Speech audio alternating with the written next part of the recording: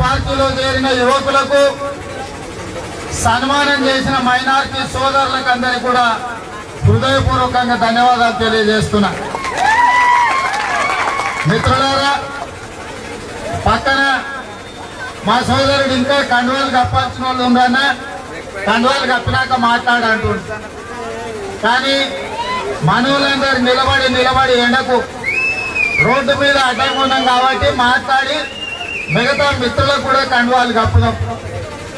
సోదరులారా, ఇవాళ ఒక్కటే ఆలోచన చేయాలి. చెప్తా నీ పింఛన్ గురించి చెప్తా, దాన్నే ముచ్చట ఉన్నది. ఇవాళ నేను ఒక్క మాట చెప్పదలుచుకున్న కుండమాల ప్రజలకు, ఇవాళ ఆలోచన చేయండి. వచ్చిన తెలంగాణలో రాష్ట్ర ప్రజలందరూ కలిసి చంద్రశేఖరరావు గారిని ముఖ్యమంత్రిని చేసింది.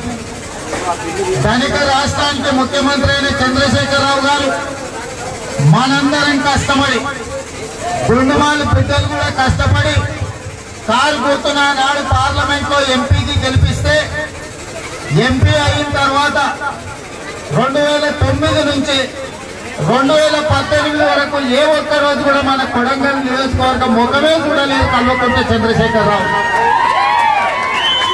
మనం ఓటేస్తే గెలిచినోడు, మనం భుజాల మీద మోసినోడు, మనం పంపిస్తే పార్లమెంట్ పోయినోడు. ఒక్క రోజైనా మనం సచ్చినమా బతికామా మన దిక్కగా చూసిందా?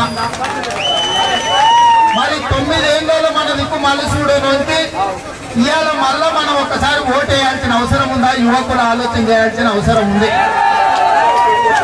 ఇక ఇవాళ నిలబడి ఆయన నరేందర్ రెడ్డి, ఈయనేం కొత్త ఆయన కాదు, కొడంగల్ సంతలకు రానోడేం కాదు.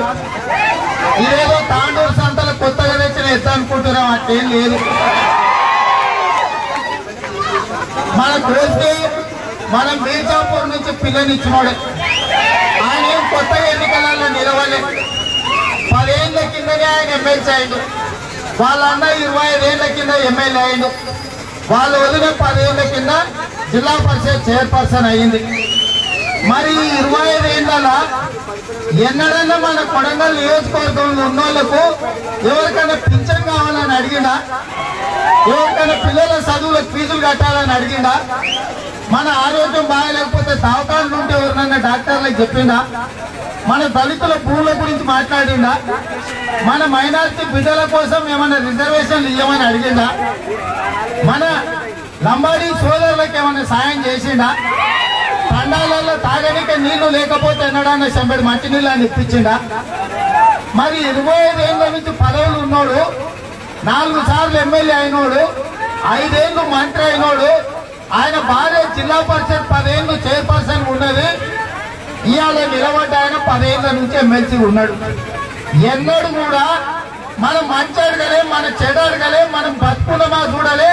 కనీసం మనం సస్తే మన సాగు కూడా రానోకి ఇవాళ మనం ఓటు వేయాల్సిన అవసరం ఉందా? ఒక్కసారి ఆలోచన చేయండి. ఇక చంద్రశేఖరరావు గురించి చెప్పాలంటే 2014లో చెప్పిండు 1,00,000 రూపాయల రుణమాఫీ చేస్తాను, ఇంటికో ఉద్యోగం ఇస్తా అన్నాడు. 1000 రూపాయలు ముసలమ్మకు ముసలాయనకు పింఛన్ ఇస్తా అన్నాడు. ఇట్లా ప్రతి ఒక్కరికి అడిగిన వాళ్ళకి అన్ని చెప్పాడు. ప్రతి పేదోనికి డబుల్ బెడ్రూమ్ ఇల్లు ఇస్తా అన్నాడు. అదే కాంగ్రెస్ అధికారంలో ఉన్నప్పుడు అడిగిన వాళ్ళకల్లా ఇందిరమ్మ ఇల్లు ఇచ్చిన మాట వాస్తవం కాదా? మీ ఊర్లో ఎన్ని వచ్చినాయి సురేష్ ఇందిరమ్మ ఇల్లు? దాదాపుగా 200-300 రాలే. ఒక్క కుండమాలకే ఇందిరమ్మ ఇల్లు కాంగ్రెస్ పార్టీ అధికారంలో ఉన్నప్పుడు 500 పైన వచ్చినాయని మా సురేష్ చెప్తుంది. కేసీఆర్ అయినప్పుడు ఒక ఇల్లాన్ని వచ్చిందా? మరి కేసీఆర్ అయినప్పుడు ఇల్లు రాకపోయే, ముసలమ్మకు ముసలాయనకు ఉన్న పింఛన్ తీసేసి చదువుకున్న పిల్లలకు నౌకర్లు ఇవ్వకపోయే, చదువుకున్నటువంటి ఫీజు కట్టకపోయే, మన ఊర్లో 1 రూపాయి పని చేయకపోయే, ఇంకెందుకు వేయాలి టీఆర్ఎస్ కు ఓటు అని నేను అడుగుతున్నా. కాబట్టి ఇవాళ సోదరులారా, మన గుండుమాల్లో 90% ప్రజలు వ్యవసాయం మీద ఆధారపడ్డారు. కాబట్టి ఇవాళ కాంగ్రెస్ పార్టీ అధికారంలోకి వస్తే కామెంట్ చేయండి.